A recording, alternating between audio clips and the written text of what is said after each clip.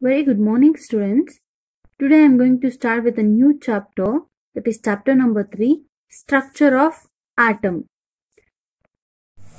Coming to the history of this atom, we know that our Indian sage, Indian Rishi, his name is Kanada.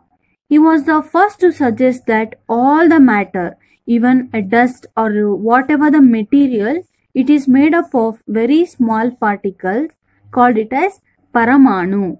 He called the smallest particle of any matter, whether it may be a sand or a dust or water, whatever it may be, it is made up of a smallest particle, called it as Paramanu. In Sanskrit, Parama means final or ultimate, that is the final, and Anu means particle. Okay, it is a final particle or a ultimate particle. And it was he who first propounded that material in the universe is made up of a kana. So ಹೇಳ್ತಿರ್ತಾರೆ ಈ ತರ ಕಣದಲ್ಲೂ ದೇವರಿದ್ದಾರೆ ಅಂತ. ಕಣ means it is the even in the smallest particle the God will be present. In the same way, all the matter in the universe is made up of kana. So an interesting story states that this theory flashed to Kanada while he was walking with a food in his hand. So he nibbled at the food in his hand. So throwing away the small particles, he started throwing the small particles, and it occurred to him that he could not divide the food into further parts. ಅಂದ್ರೆ ಅದೇ ultimate ಆ food ನ ಮತ್ತೆ divide ಮಾಡಕ್ ಆಗೋದೇ ಇಲ್ಲ ಅನ್ನೋ ಅಷ್ಟು ಸ್ಮಾಲೆಸ್ಟ್ ಪಾರ್ಟಿಕಲ್ ಆಗಿ ಇದ್ ಮಾಡ್ತಾನೆ. So he called that indivisible ಅಂದ್ರೆ you cannot divide further. So indivisible matter called as Kana. Indian theories, is according to this Kanada, according to this theory about the atom, or it is based on the logic and not on experimentation.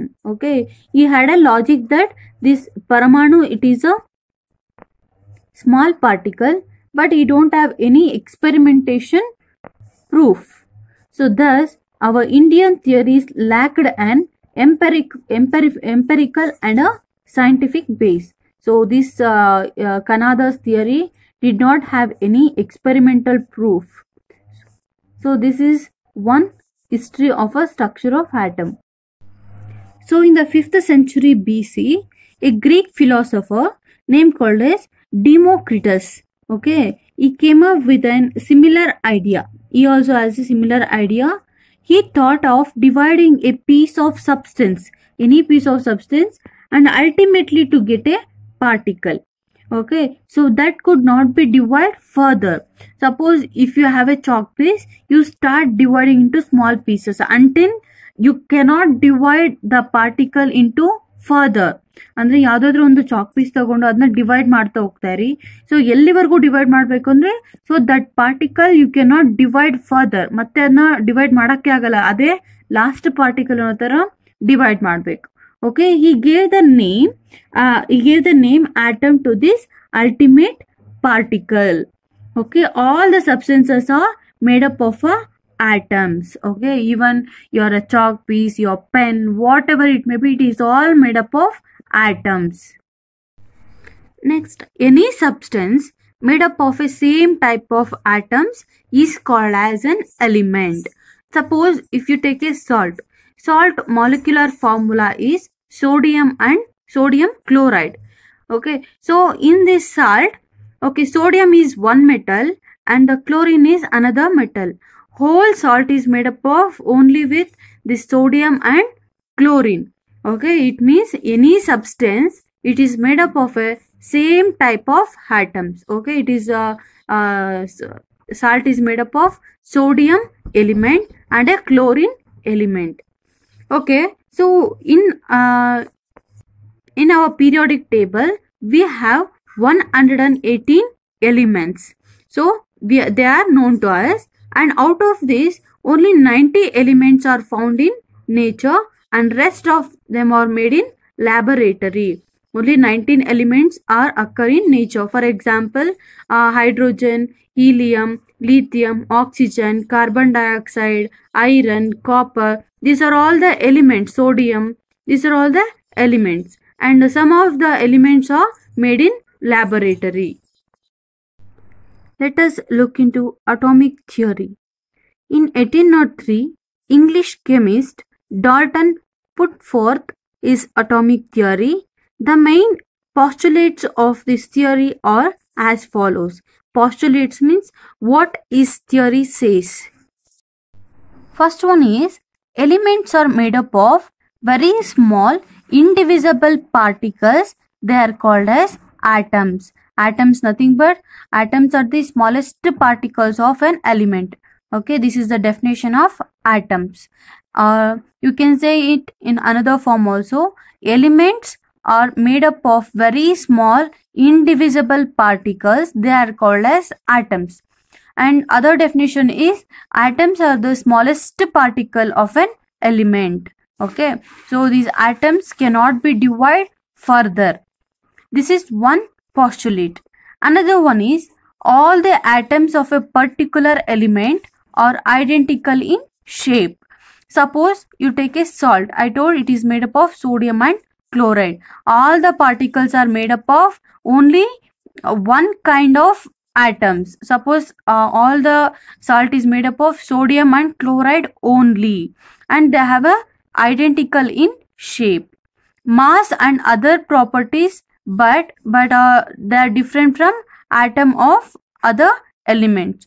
It means I told sodium and chloride. Sodium as one kind of mass and a chloride as chlorine as different mass. Yeah, this is second postulate. Third postulate is atoms of one metal or an element cannot be converted into those of another element. Means suppose if you have an iron element, iron nail, it cannot be converted into copper, right? So it means atoms of one metal.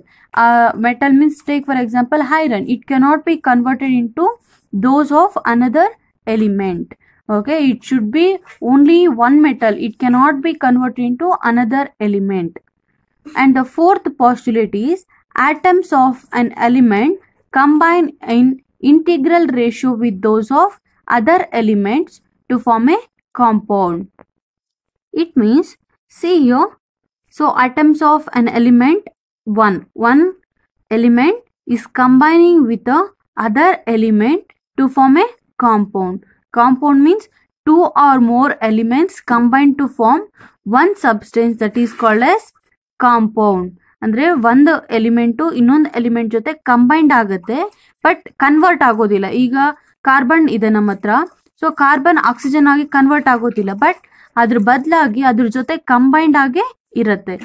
Carbon is one metal, one element. It is combined with the oxygen to form a carbon dioxide. Carbon dioxide is a compound. And the last postulate of atomic theory is an atom can neither be created nor be destroyed. You cannot create an atom and even you cannot destroy that atom. These are the five postulates of atomic theory. So after conducting so many number of experiments, scientists came to know that what is there inside an atom. Okay, understanding the structure of an atom, it enabled them to resolve many mysterious concerning nature and behavior of the matter. Next is fundamental particles. That is, it is an J.J. Thomson's experiment.